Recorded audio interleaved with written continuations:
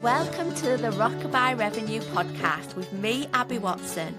I'm a mum of 4 and a business strategist, and I train people to become hypnobirthing teachers. In the last decade, I've built a thriving baby business that grew beyond my wildest dreams. This podcast is for you if you run a business or dream of running a business in the birth and baby industry. You want to change lives whilst making more money. I'm talking about creating sustainable income whilst being present for the people that matter most. I believe for our baby businesses to have the impact we desire, we must be rewarded. On this podcast, expect me to share actionable strategies without the jargon. I've been where you are. I've built a business while raising 4 little ones, and now I'm here to help you turn your passion into profit while creating the life you've always dreamed of. So let's get started. Hello, lovely one. How are you doing today? I am here with a shorty episode. I'm talking all about what hypnobirthing teachers wish they'd have done sooner. Now, if you're not a hypnobirthing teacher, maybe you're thinking about becoming one, or maybe actually, if your work is completely different to this, I'm sure actually some of these things will be true for you as well. So it's me here to call out some of this hanging around stuff that so many of us do in business. Number one thing, actually get started on the business side of things. That was me too. I absolutely held off, waited for all my ducks to be in a row, which never happens, does it? Felt like I couldn't start talking about my business until I had shiny flyers and, a website and all these things, when the reality was, the sooner that I got started talking about my business, the sooner I was going to get clients in the diary. Okay. And once you do start, you're like, why didn't I sooner? That also goes for people that have been thinking about becoming hypnobirthing teachers for ages, and actually they've spooked themselves out of it for so long because they're waiting for the ideal time that maybe never comes, or they're waiting for themselves to feel more confident, when actually that confidence comes from doing rather than we feel it first and then we do. So, number one thing that we often think, I wish I'd have done sooner, is actually getting started.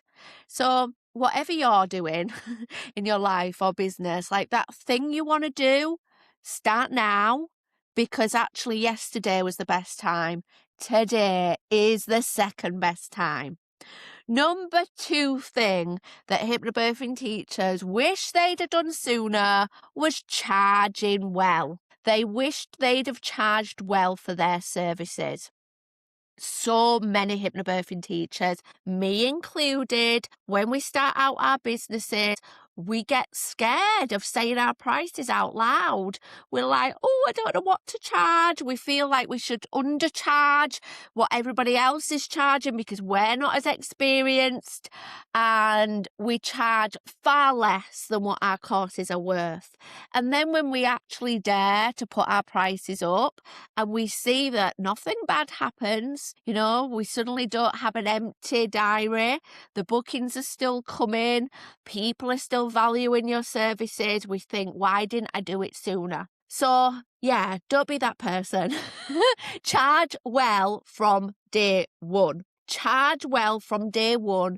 When you charge well, your clients will value what you offer more.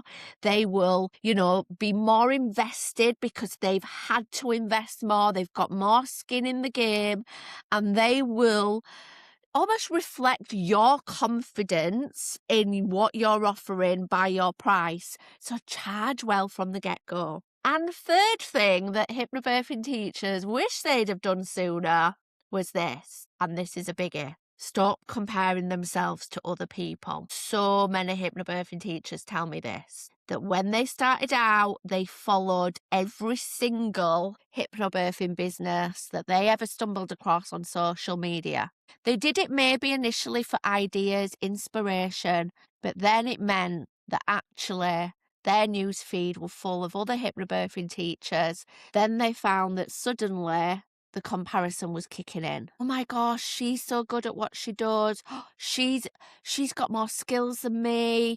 She used to be a midwife. She's done this, and constantly thinking about what somebody has that you haven't got, and feeling then really crappy about what you offer. Now, I've said this before and I'll say it again because it's so important. Now, really do think about who you want to follow on social media. If I had my time again, I would not follow any businesses similar to me.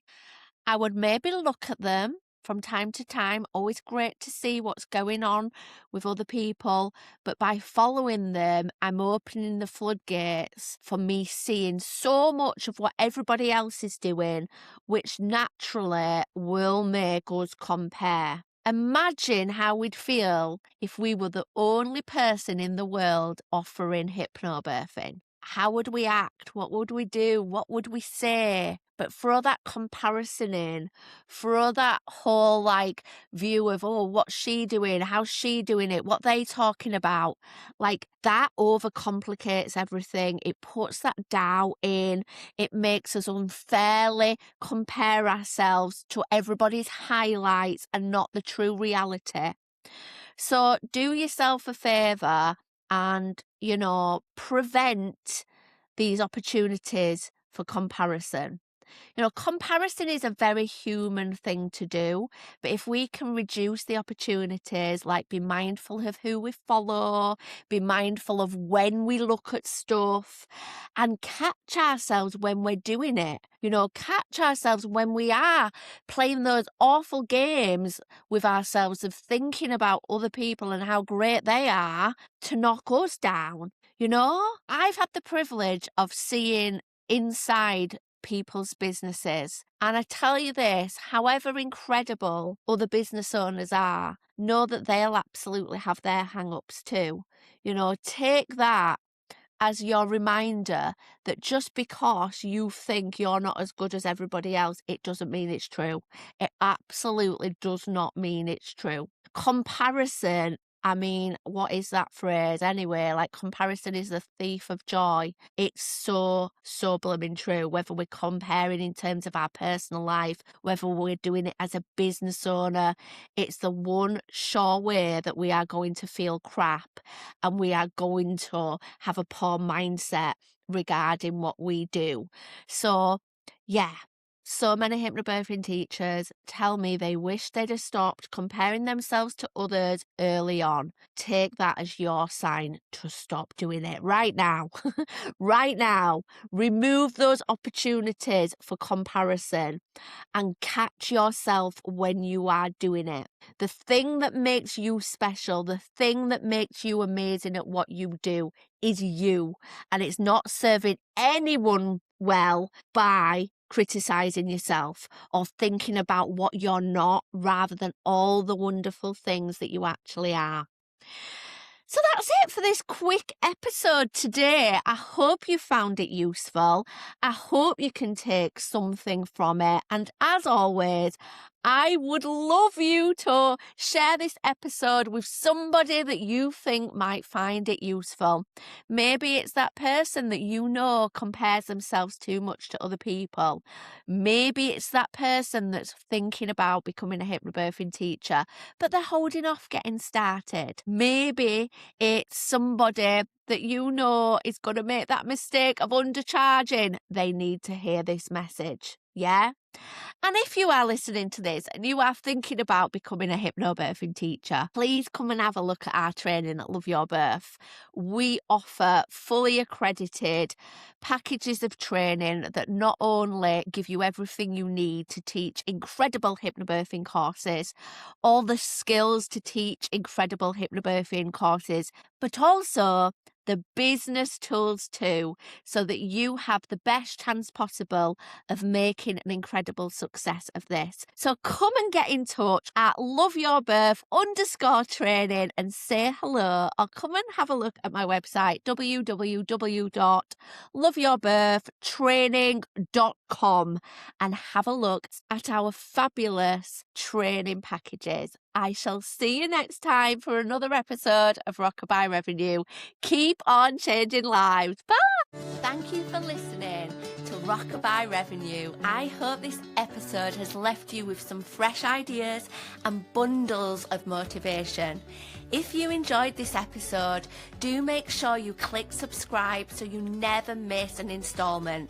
And if you found this episode useful, I'd love you forever if you leave a 5-star review, helping this podcast reach the ears of more of the helpers in this world. And remember, keep changing lives. See you next time.